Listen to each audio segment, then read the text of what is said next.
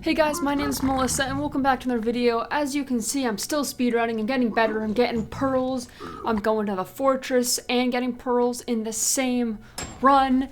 I've got eight rods here. I'm heading out and then I just, I botch it with some lava and not drinking a potion in time, and those dumb, whatever those pigs are. Wow. Anyways, here's my run that I wanted to show you. I just want to show you that first part first, but here is a run, and I'm going to be showing you a lot of this run. The rest of the video will be this run, because I get pretty far. I'm not going to spoil the end, but let's watch this run. So, I start off, and I'm looking for shipwrecks, because more and more, I'm tired of the COD strats in the village. I really want to get some treasures, you know? You can't really get the buried treasure in a world record run, but in my run, just because I want to finish the game, I have time for it. So I found this shipwreck finally. You can see in the top left is my timer. So it's been 3 minutes already. Normally I would have reset if I haven't found anything by a few minutes, but this one I was like, I'm just going to keep going. So now I'm in a shipwreck, and hokey doodle, that's a lot of iron for a ship. And I'm looting this. It's good. It's good. I can use iron. I can use armor. I can use shields. I can use armor. And then I get the buried treasure map. And I'm gonna see. Sometimes buried treasure maps are far away from where you are, but this one wasn't too bad. I already explored a lot of the maps. That means it is close, and that means I'm gonna go get this treasure. Now, for those of you who don't know, if you pull up F3, you can see. So it's XYZ on the left. You can see, and then 2 under it says chunk. See what's 10, that should be 9, and then the third number 9. And that's exactly where the buried treasure is. So it's kind of hard sometimes because the X is so pixelated on the treasure map, it's hard to know where the treasure is. Look for chunk 9, 9, and that's where the buried treasure will be. Anyways, we got lots of stuff. From that treasure map, you can see I got a diamond shovel, iron tools, iron bucket. I made my portal in a nearby piece of lava, and we're into the nether.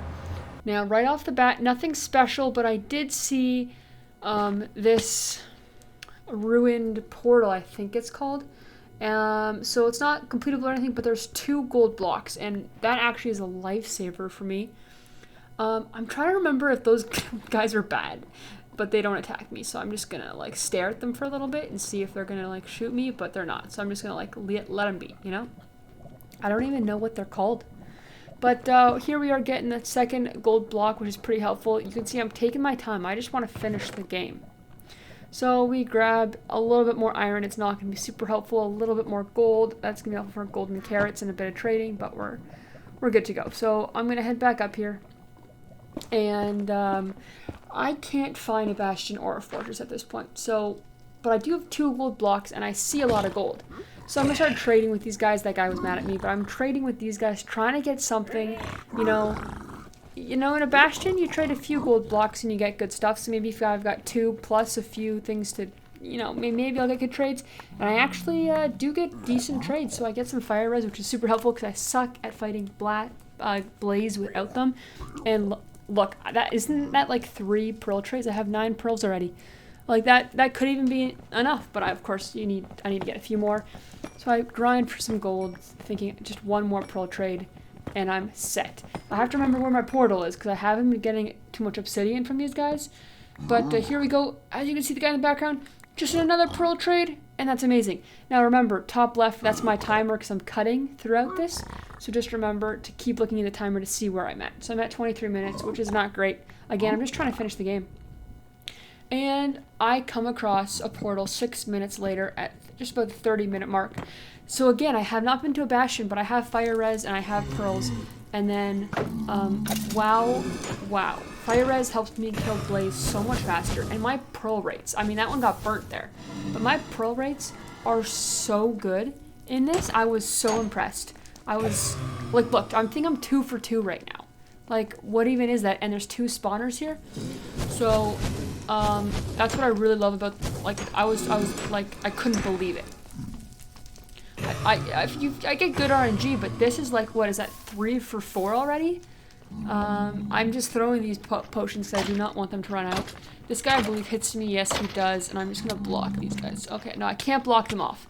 And I don't want to die at this point, so what I end up doing is I jump across, And I believe I'm kind of a scaredy cat, so I'm just gonna break the block beneath them and try not to die because I'm at half a heart, and you know, this is the first time I've got pearls and rods in a run ever. So I'm just gonna drop these guys here. I'm a noob, you guys. First time I've gotten pearl. Like, I have in my single player worlds, but never in a speed run been this far. I normally just die or give up because I get so unlucky with bastions and fortresses. So this time at least I made do without the bastion, and I'm just getting these rods.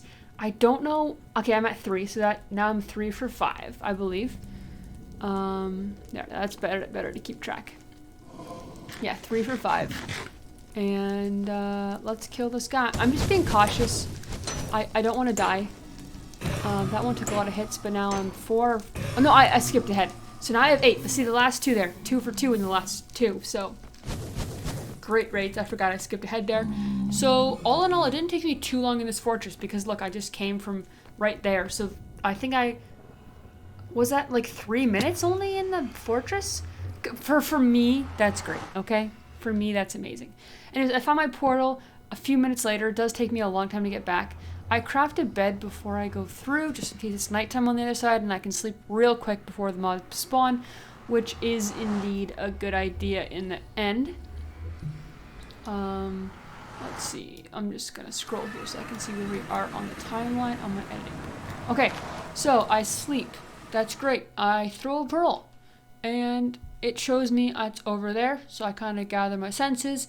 This is me running. I run quite far because normally how it works is there's this map ring, and basically the end will be 1,200 blocks at least away from spawn. And normally you travel kind of far away with a portal to the nether to get closer to that, but I couldn't build another portal because I didn't get any eyes, so I had to go back to 0, so I had to travel quite far is what I'm trying to say. I'm already at 50 minutes. Look. Anyways, I did travel like 300 blocks too far. I should have thrown a pearl earlier, but now I finally found it after a few more minutes, and I'm drawing some netherrack on the floor to try to gather where I am. I show my chunks, which is F3 and the letter B, I believe, and I show my chunks so I know kind of where it could be, and I throw this pearl, and it tells me, hey, it's the chunk you're in. Now another trick is, like I said, the treasure loot, or is chunk 9 and 9 for buried treasure. Well, for a stronghold fortress, it's really helpful to go to the starting staircase, which is chunk 4, 4. I like to dig down at 3, 3, so I don't fall all the way down the middle of the center staircase. Now, I'm not going to do any more cuts for the rest of this run. As you can see, starter staircase. So always dig down chunks 3, 3. You can see there under X, Y, Z, and then it says it's block or something, and then chunk, and then 4. So anyways, I'm here at this 5 room. Now, I've done my research. I know where the secret rooms are. I'm just proving that point right now. 2 secret rooms. And so that was a kind of a dead end. And I kind of just started exploring. I have learned a little bit how to navigate strongholds just to help my speedrunning, because otherwise I'd be completely useless. I'm getting rid of those chunk borders. I'm already almost at an hour. You gotta hurry up, Melissa. Like, I'm taking my sweet old time. Anyways, let's start exploring this stronghold. So I'm kind of counting rooms as I go along. I think I find it here, but I'm a noob. I don't find it.